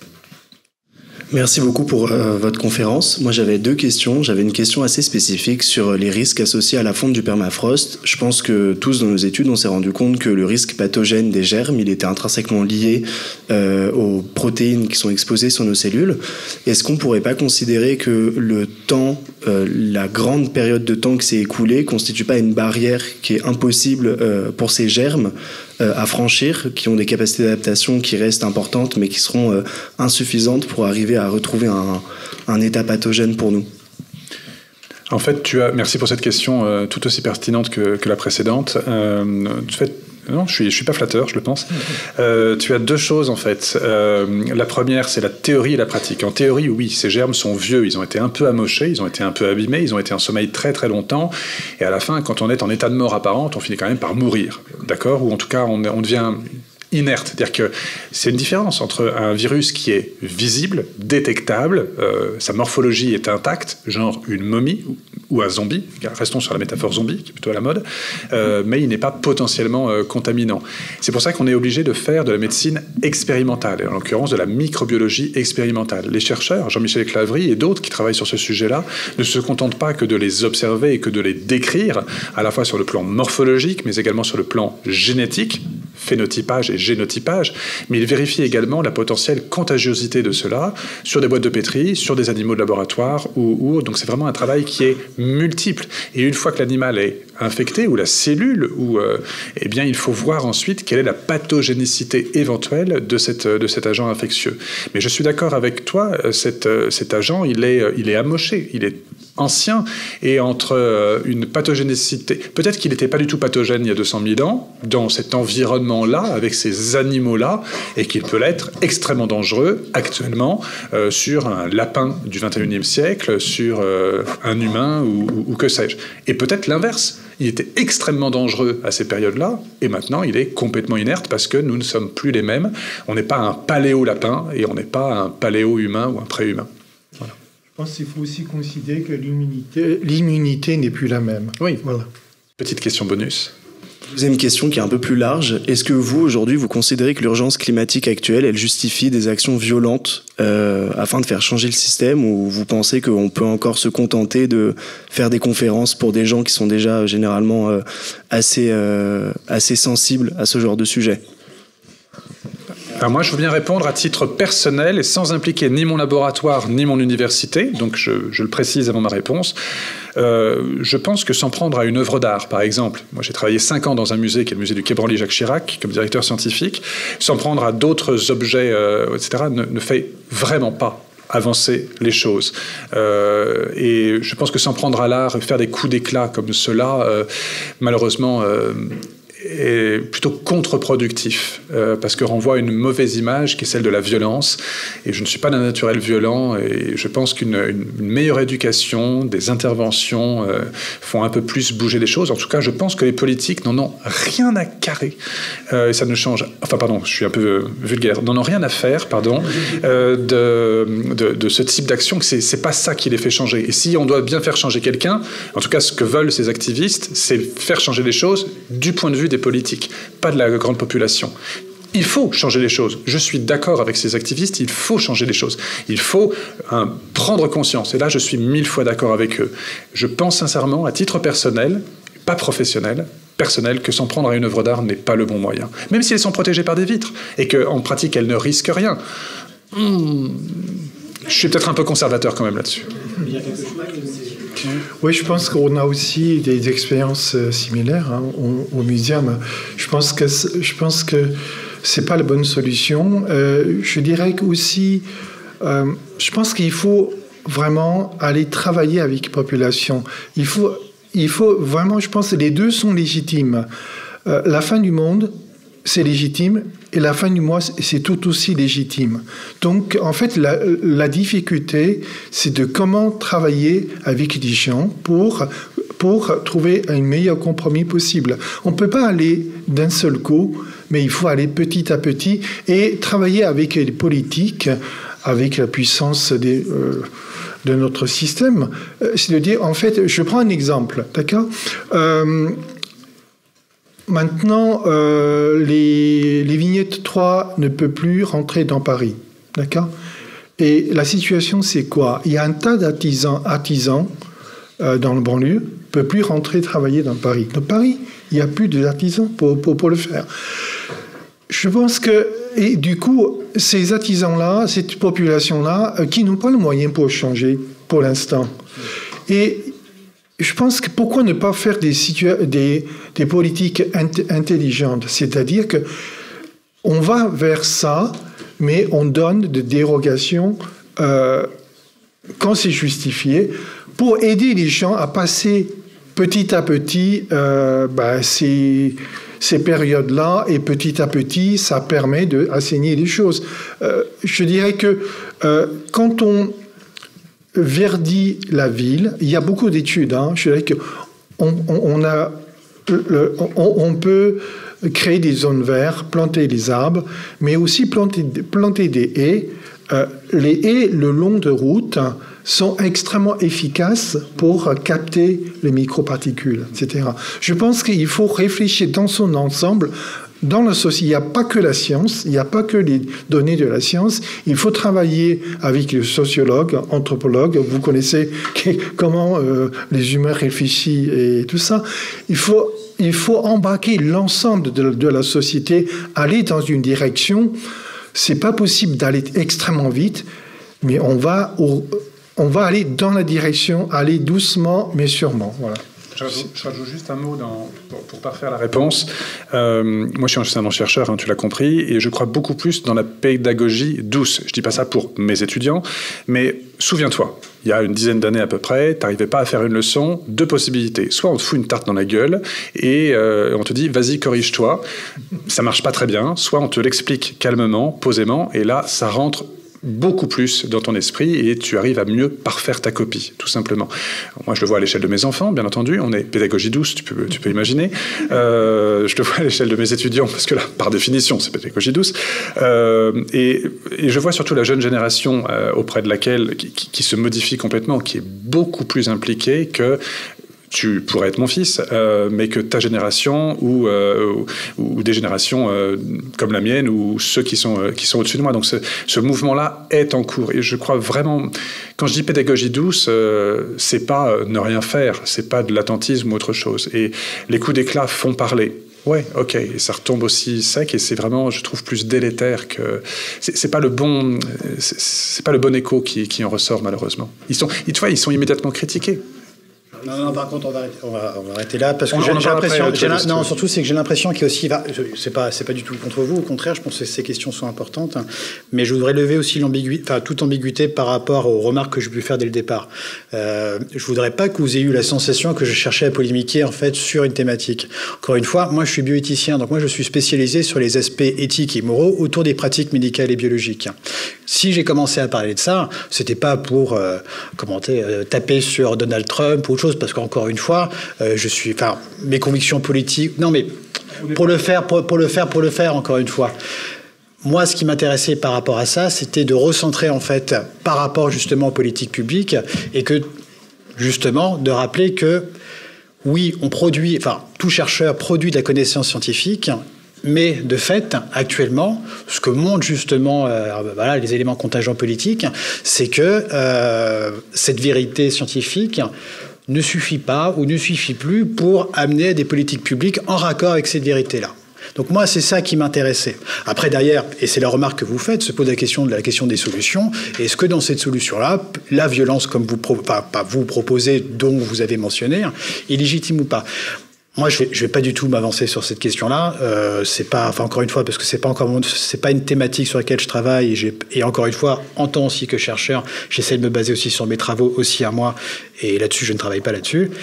J'ai plus travaillé sur la vaccination, mais je pense que c'est important que vous ayez ça en tête. Et autre chose aussi, et c'est l'objet de ces conférences-là, parce que vous pourriez vous dire, vous, en tant que futur soignant, qu'est-ce que ça m'importe de savoir un peu tout ça ?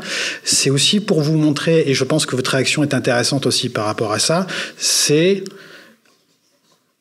essayer de sortir des convictions. Parce qu'encore une fois, et on passe tous par là, lorsqu'on a la vingtaine, on est pétri de convictions. Pourquoi ? Soit parce qu'on manque d'expérience, mais aussi d'expérience de vécu, mais aussi de lecture. moi, si j'aurais un conseil par rapport aux réactions qu'on a pu avoir et par rapport à ce qu'ont pu dire mes deux collègues, la première chose, évidemment, pensez justement à la conséquence de vos pratiques au niveau sociétal, mais surtout, et ça c'était, je recite souvent ça, c'était Frédéric Tadei qui avait répondu ça à une question, lisez des livres. Mais ne lisez pas uniquement les livres qui vont dans votre sens. Typiquement, moi, je pense que c'est pareil pour Philippe, c'est pareil pour Professeur Sun. Ce qui fait aussi de vous des scientifiques, etc., c'est de lire en fait aussi les choses qui ne vont pas forcément dans votre sens. D'une part, pour vous faire bouger et pour vous apprendre une chose qu'a dit aussi à la fin le professeur Sun, qui pour moi est fondamentale, et surtout sur des thématiques comme ça, c'est le compromis et le consensus. Ou plutôt, il y a un consensus, mais c'est trouver le compromis. Sinon, on n'avancera pas. Voilà. La prochaine conférence aura lieu à l'université. Je pense que certains d'entre vous sont déjà inscrits. Alors, pareil, sujet... Excusez-moi, j'ai pas fini. Donc, la prochaine conférence aura lieu à l'université de votre UFR sur transition coloniale et santé. Donc, pareil, sur un sujet qui peut être aussi hautement polémique. Mais encore une fois, on ne cherchera pas la polémique. Ce n'est pas l'objet de chercher la polémique dans ces conférences. Et je ne veux pas que vous ayez compris ça avec mon intervention. On aura la chance, évidemment, d'accueillir le docteur Pierre-Henri Hermoury, qui, lui, est justement comme vous, en fait, un médecin et qui s'est vachement intéressé à ces questions-là. Pourquoi ? Parce qu'il a beaucoup travaillé en Nouvelle-Calédonie. Et à côté de ça, vous allez avoir justement la professeure Cynthia Fleury, que je pense que beaucoup connaissent ici, et qui, pareil, en fait, s'intéresse aussi beaucoup à ces questions-là. Donc, je vous remercie pour votre attention, pour votre calme, pour vos échanges, et évidemment, je remercie encore le docteur Philippe Charlier et le professeur Sun d'avoir été ici. Et merci.